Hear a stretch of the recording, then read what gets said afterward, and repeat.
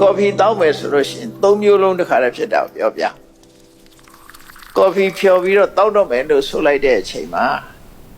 အနံ့လေးမှုေးတာကဒါအနံ့ကကာမဂုဏ်တစ်ခုတောက်လိုက်လို့ပူတာ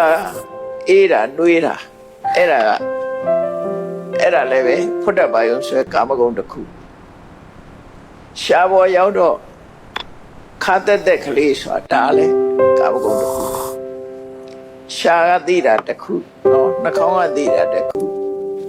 ဒီကိုယ်ကာယကသိတာတစ်ခုတော့အဲ့ဒါခံစားရပဲလေလူတွေကခံစားရမှာကော်ဖီလေးတောက်ပြီးကော်ဖီလေးမှုေးလိုက်တာဘယ်လာတာတော့တစိမ့်လေးမှတ်နောက်တောက်ဖို့ရရှာ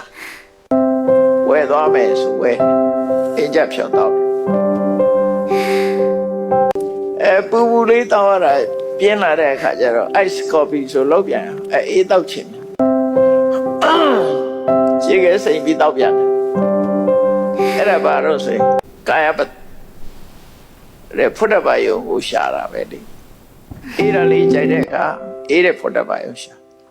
အနံ့မွေးတာကျတော့ခန္ဓာယုံကိုရှာအရသာကော်ဖီခါကားလေးကော်ဖီကယိုးနေတယ်ဆို espresso ကပူ